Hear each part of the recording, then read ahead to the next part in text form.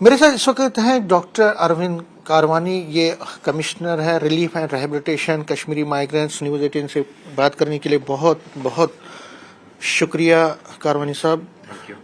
सबसे पहले जानना चाहूँगा आपसे कि जो नाफसा का जो प्रक्रिया आपने शुरू की थी और जिसमें आप एक प्रोसेस के तहत चले थे, उसका अभी तक कितना बड़ा रिस्पांस है और किस तरह से आज तक की डेट तक उसको रिस्पांस मिला है कश्मीरी माइग्रेंटों का, इस पर ज़रा बात। इसमें मैं ये कहूँगा कि 13 अगस्त 2024 को गवर्नमेंट ने दो नोटिफिकेशन निकाले SO 392 और 393। उसके तहत पहले तो ये हुआ कि जो रिलीफ एक माइग्रेंट फैमिली को मिलता है उसको इनकम नहीं गिना जाएगा, ये फैसला उसमें हुआ है। और उसके बाद ये हुआ कि जो माइग्रेंट राशन कार्ड्स है फूड सिक्योरिटी रूल्स में और targeted public distribution control order में उसमें अमेंडमेंट हुई और उसके हिसाब से जो कश्मीरी और जम्मू माइग्रेंट्स के जो राशन कार्ड है वो भी नेशनल डेटाबेस में इंटीग्रेट करने का फैसला किया। और उसका जो क्लियर मकसद था सरकार का वो ये मकसद है कि जो माइग्रेंट्स के राशन कार्ड्स हैं, क्योंकि ये डिजिटाइज नहीं थे, नेशनल डेटाबेस के साथ इंटीग्रेटेड नहीं थे, इसलिए जो 35 साल से रिलीफ का जो रिलीफ के अलावा बेनिफिट्स जो है सोशल सेक्टर स्कीम्स के, जैसे डिफरेंट पेंशन स्कीम्स है सरकार की, old age pension, widow pension, disability pension, marriage assistance programme या स्कॉलरशिप्स का, या आयुष्मान भारत स्कीम को अवेल करने में, बेनिफिट्स अवेल करने में डिफिकल्टी आ रही थी। और भी जो गवर्नमेंट की स्कीम्स है जो राशन कार्ड के साथ जो लिंक्ड है, तो उसको उस कमी को दूर करने के लिए ये किया गया फैसला कि ये राशन कार्ड जो है इंटीग्रेट किए जाएंगे। और साथ में ये भी क्लियर किया गया इसमें 2025 में 16 मई 2025 को गवर्नमेंट ने एक ऑर्डर भी निकाला जिसमें ये क्लियर किया कि जो राशन और रिलीफ जो असिस्टेंस जो माइग्रेंट्स को मिल रही है उसमें कोई फ़र्क नहीं पड़ेगा। जो राशन का स्केल वो वैसे ही कंटिन्यू रहेगा और कैश असिस्टेंस भी वैसी मिलती रहेगी। इन शॉर्ट माइग्रेंट स्टेटस पर कोई फ़र्क नहीं पड़ेगा, ये वाज़ेह किया गया। और ये बल्कि उसके बाद जैसे ही नेशनल डेटाबेस जो अपडेटेड रहा फूड सिविल सप्लाईज का लास्ट अगस्त 2025 से, तो इंटीग्रेशन का प्रोसेस अभी चल रहा है। उसमें अभी 13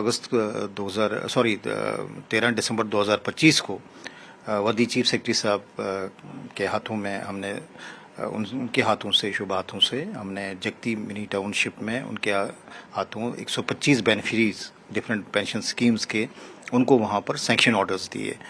तो एक सिलसिला है और उसके बाद भी लगभग 200 और केसेस हैं जो सैंक्शन हुए हैं। जो बेनिफिट्स में कहने का मतलब है कि जो सोशल सेक्टर स्कीम्स का जो बेनिफिट नहीं मिल पा रहा था कश्मीरी या जम्मू माइग्रेंट्स को, वो मिलना शुरू हो गया है। तो यही मेरी गुजारिश होगी सभी से कि जिन्होंने प्रोसेस अभी फॉर्मेलिटीज़ कंप्लीट नहीं किए हैं वो जल्द से जल्द फॉर्मेलिटीज़ कंप्लीट करें, ताकि आगे भी हम इनको जो रिलीफ बेनिफिट्स और साथ साथ सोशल सेक्टर स्कीम्स का बेनिफिट दें। लेकिन जब आपने ये प्रोसेस शुरू किया था उसके बाद ही लगातार खदशात जाहिर किए जा रहे थे। इसमें डिफरेंट कश्मीरी माइग्रेंट जो रिलीफ होल्डर्स खासकर वो कह रहे थे कि हो सकता है कल हमारी जो रिलीफ बंद हो जाएगी, हमारा राशन बंद हो जाएगा। हमारी सबसे बड़ी जो कंसर्न था, जो खदशा था, वो था कि माइग्रेंट स्टेटस खत्म हो जाएगा। ये लोग हमें एक चालाकी के तहत फंसा रहे हैं, ट्रैप कर रहे हैं, और इसीलिए कई लोगों ने नाफसा का जो फॉर्म है वो नहीं भरा। वो खदशात उनके थे। क्या लगता है आपको कि उनके खदशात को दूर करने में आप क्या कामयाब हुए हैं और आगे चल के उनसे आप क्या अपील करते हैं? देखिए, शुरू में क्योंकि एक नए सिस्टम में जा रहे थे, लोगों की अप्रहेंशंस, कुछ लोगों की अप्रहेंशन ज़रूर आई सामने, जो मैंने जिक्र किया है गवर्नमेंट ऑर्डर निकला उसके बाद, उस गवर्नमेंट ऑर्डर में वाज़ेह किया गया कि माइग्रेंट स्टेटस पर कोई फ़र्क नहीं पड़ेगा। जो राशन का स्केल मिल रहा है, जो कश्मीरी माइग्रेंट्स और जम्मू माइग्रेंट्स को जो राशन जितना मिल रहा है आज की डेट में, वो कंटिन्यू रहेगा, बल्कि सोशल सेक्टर स्कीम्स के साथ जुड़ने का मौका मिलेगा।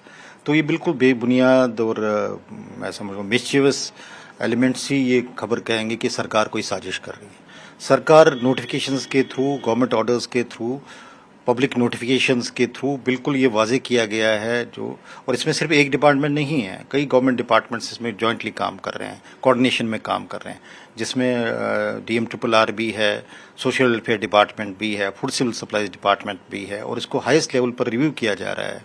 और जैसे मैंने कहा कि वर्दी चीफ सेक्रेटरी साहब ने जो 13 दिसंबर को चेयर किया एक बड़ा प्रोग्राम जगती में, वहाँ पे लोगों को सोशल सेक्टर स्कीम्स के बेनिफिट्स, सैंक्शन ऑर्डर्स मिले प्रॉपरली। तो वहीं पर मुझे लगता है कि क्लियर है कि जो गवर्नमेंट का इंटेंशन है लोगों को बेनिफिट देने का है, उनको सहूलियत पहुंचाने का, जो 35 साल से बेनिफिट्स नहीं मिल पा रहे थे। अब हो सकता है कुछ एलिमेंट जानबूझ के इसमें कोई कन्फ्यूजन क्रिएट करना चाहते हैं, उसके लिए भी हमने लोगों को कहा है कि वो अफवाहों पर बिल्कुल ध्यान न दें। आज के इसमें भी हमने इंफॉर्मेशन डिपार्टमेंट के थ्रू नोटिफिकेशन दिए, पेपर में जारी किया है कि गवर्नमेंट ने रिपीटेडली क्लियर किया है कि माइग्रेंट स्टेटस पर कोई फ़र्क नहीं पड़ेगा, राशन के स्केल पर कोई फ़र्क नहीं पड़ेगा, बल्कि सोशल सेक्टर स्कीम्स के साथ जुड़ने का मौका मिलेगा। और मैं लोगों से ये अपील करूँगा कि गलत अफवाहों पर ध्यान न दें, जो ऑफिशियल चैनल्स हैं वहाँ से कंफर्म करें। हमारे डेली 12 बजे पब्लिक हियरिंग होती है जिसमें सभी जोन्स कनेक्टेड है। अगर कोई किसी को डाउट है तो हमने नोटिफिकेशन में जोनल ऑफिसर्स के कॉन्टैक्ट्स, हमारे सुपरवाइजरी ACR DCR लेवल के ऑफिसर्स सभी के साथ, या हेड ऑफिस में वो जुड़ सकते हैं, कहीं से भी जुड़ सकते हैं। श्रीनगर, उधमपुर, जम्मू के जितने जोन्स हैं हमारे साथ जुड़े होते हैं VC पे डेली 12 बजे। तो कोई किसी को कोई खदशात हो तो वो रेस्पॉन्सिबल चैनल्स, अब आपका चैनल एक रिप्यूटेड चैनल है, तो जब आप रिपोर्ट करेंगे तो लोगों तक ये पॉजिटिव बात पहुंचती है। तो मैं कहूँगा कि ऐसे लोगों पर भरोसा ना करें कि जो ऐसे कुछ अनफॉर्चुनेटली होते हैं, कुछ आज तो किसी ने भी कैमरा पकड़ा तो रिपोर्टर नहीं होता है। आप जैसे जो रेस्पॉन्सिबल और रिप्यूटेड जर्नलिस्ट है, चैनल्स हैं, पॉजिटिविटी लोगों तक पहुंचाएं, सही खबर लोगों तक पहुंचाएं। इसमें इसी में एक और है कि जिन लोगों ने फॉर्म भरे हैं कई महीनों से उनको अभी तक कॉल नहीं आई, क्योंकि एक प्रोसेस में कॉल्स भी आते हैं, तो उनको क्या क्या दिक्कत, कोई ज्यादा बर्डन है जो कंसर्न वहाँ पे इशू कर रहे हैं, क्या है ये प्रोसेस और कब तक सभी को ये जो है इसमें कनेक्ट किया जाएगा? देखिए, हमें जो कश्मीरी और जम्मू माइग्रेंट्स 48,000 से ज़्यादा कार्ड्स इंटीग्रेट करने हैं, और उसमें एक डिटेल्ड फॉर्मेट है। जो नया जो डेटाबेस जिसका मैं जिक्र कर रहा था, नई डेटाबेस में डिटेल्ड इन्फॉर्मेशन भरनी होती है। और हम इसमें ये नहीं कह रहे हैं कि लोगों को कॉल कीजिए, कॉल तो हम सहूलियत से करते हैं जोन में। एक जो माइग्रेंट है जिसको इंटीग्रेट होना राशन कार्ड के, उसके लिए ऑप्शन, उसको OTP आता है, क्योंकि अब नए डेटाबेस में उसको जैसे उसका डेटा वहाँ पर पंच होता है, वो डिटेल्ड फॉर्मेट होता है, जैसे वो पंच होता है तो उसमें OTP जनरेट होता है। वो OTP जब उसके पास जाता है, अब उसके पास दो ऑप्शन है, वो तो या तो खुद ही आकर जोन से वहाँ अपना वो फर्दर जब वो कंफर्म करेगा वहाँ OTP, उसके बाद उसके बायोमेट्रिक्स वगैरह कैप्चर हो जाएंगे और उसकी रजिस्ट्रेशन हो जाएगी। उस प्रोसेस में टाइम लगता है। दूसरा ऑप्शन ये है कि अगर हमारे जोनल ऑफिस से उसको फ़ोन आता है, ऑप्शनल इससे जो फूड सिविल सप्लाईज का, एक तो मैं ये कहूँगा आपके चैनल के ज़रिए से कि कहीं ये मिसयूज़ ना हो जाए। OTP जो है वो आपको प्रॉपरली गवर्नमेंट उससे आ जाएगा, फूड सिविल सप्लाईज की तरफ से OTP आएगा, ऑप्शन वही आप और शेयर कीजिए। सिर्फ जो हमारे जोनल ऑफिसर जो नंबर हमने दिए हैं उन्हीं नंबर्स पर आप शेयर कीजिए, अगर आप खुद नहीं आ सकते वहाँ पे। और दूसरा इसमें ये भी है कि जो बाहर है, जो क्योंकि बहुत सारे हमारे माइग्रेंट भाई बहन बाहर है, बच्चे बाहर है, जो कहीं एजुकेशन के सिलसिले में या नौकरी के सिलसिले में बाहर हैं, वो अपने ऐप पर भी कर रहे हैं, eKYC ऐप पर भी कर सकते हैं। पीछे उसमें डिफ़िकल्टी आ रही थी, कहीं कहीं उसमें टेक्निकल डिफ़िकल्टीज आ रही थी, जो हमने NIC के साथ टेकअप किया है और उसको जल्दी ही रिजॉल्व करने का हमें आश्वासन मिला है। आगे बढ़ के जो कश्मीरी माइग्रेंट्स की एक और इशू आ रहा है वो है रिलीफ असिस्टेंस बढ़ाने का, और 2018 के बाद अब 26 आ गया है, और पिछले हम कह सकते हैं कि तकरीबन 9 से 10 साल के बीच में अभी तक कोई रिलीफ एनहांसमेंट नहीं हुई है। कश्मीरी माइग्रेंट ये कहते हैं कि बहुत सारा जो हर एक चीज़ में बहुत ज़्यादा महंगाई हो गई है।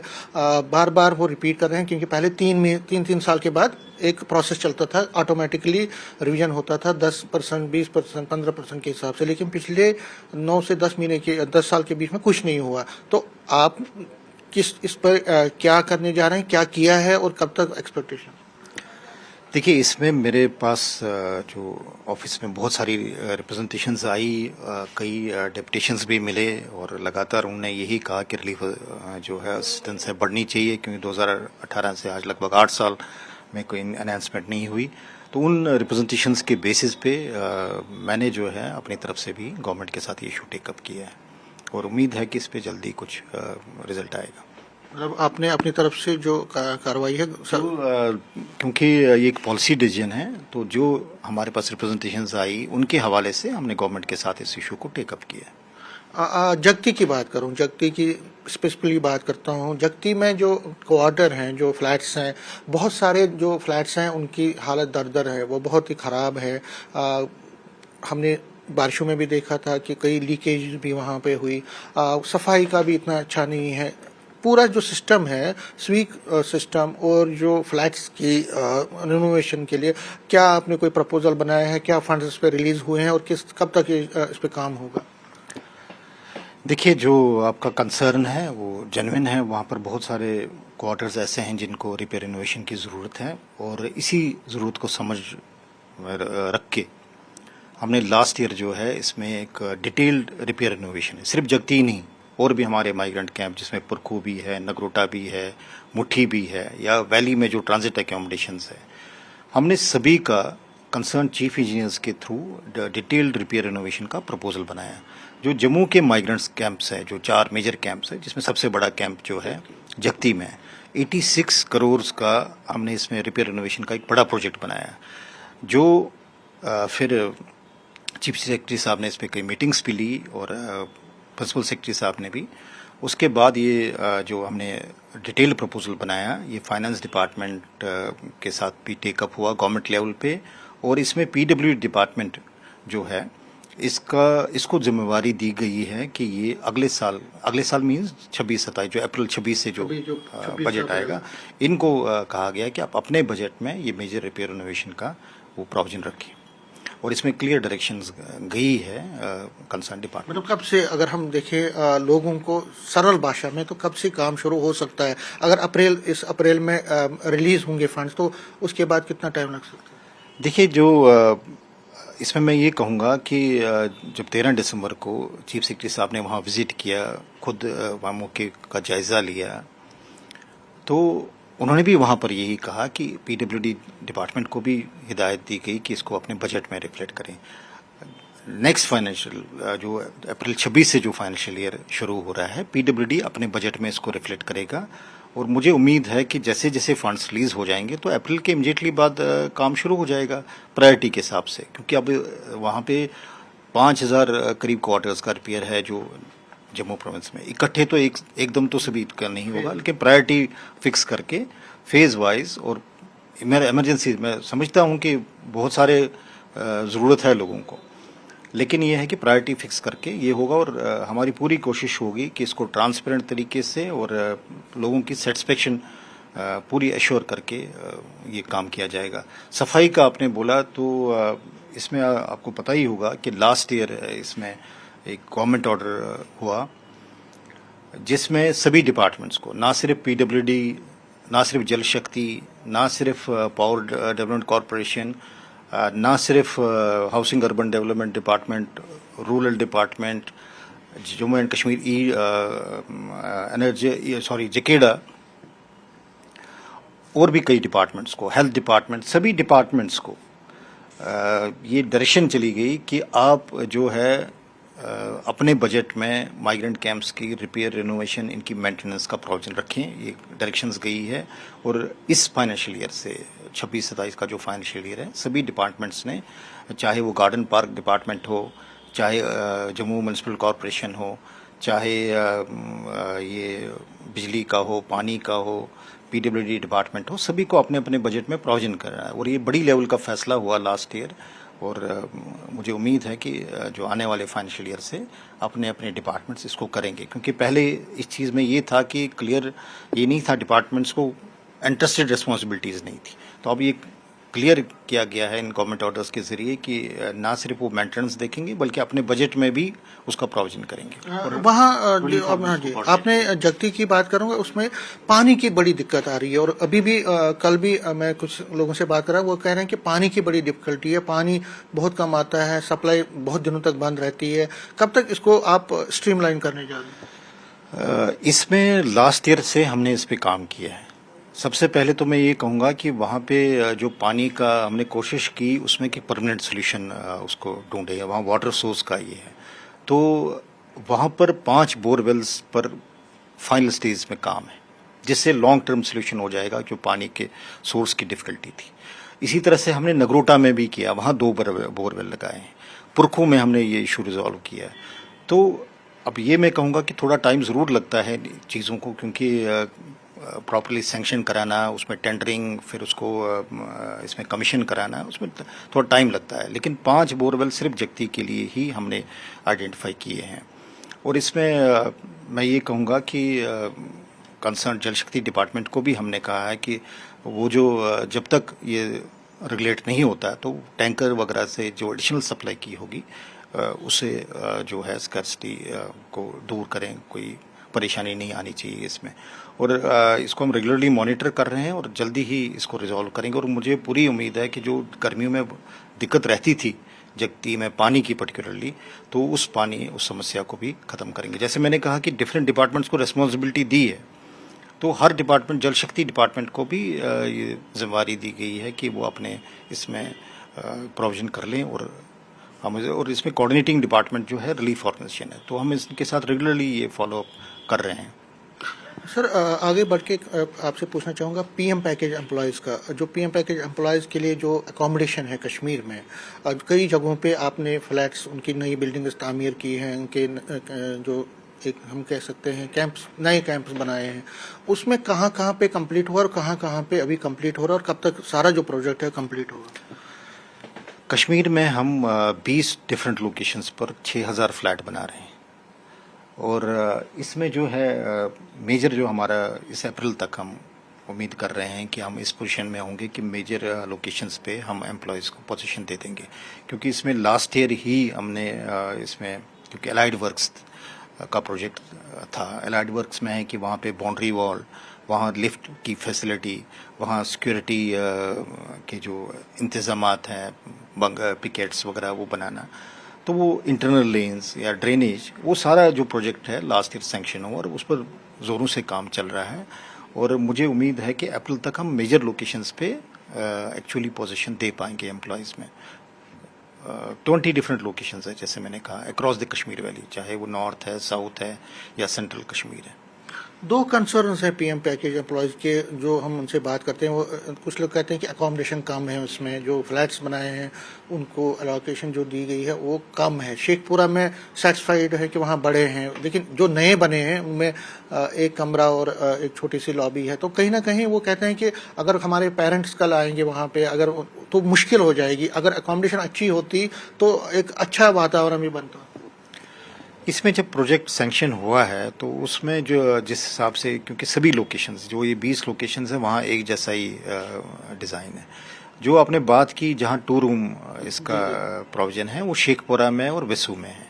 उसके अलावा जितने भी हमारे ये बन रहे हैं वहाँ पे इसी टाइप की अकोमोडेशन है। 1 रूम अकोमोडेशन है, एक बेडरूम है, लॉबी है, किचन है, ये प्रोविजन है। तो आपको नहीं लगता कि कम है, या आपको नहीं लगता कि उसमें मॉडिफाई हो सकता था? क्योंकि उस वक्त प्रोजेक्ट जो है एग्जीक्यूट हुआ, तो अभी तो हम एग्जीक्यूट कर रहे हैं, क्योंकि ये हाईएस्ट लेवल पर एक पॉलिसी डिसीजन होता है कि किस हिसाब से बनाना है, कितनी स्पेस करने के, एम्प्लॉय को कितनी ये चाहिए, वहाँ पर फैसिलिटी चाहिए। तो एम्प्लॉयज़ की हमारी कोशिश है कि सभी जो हमारे एम्प्लॉयज़ हैं वहाँ पर उनको सिक्योर और अच्छी एकोमोडेशन मिले।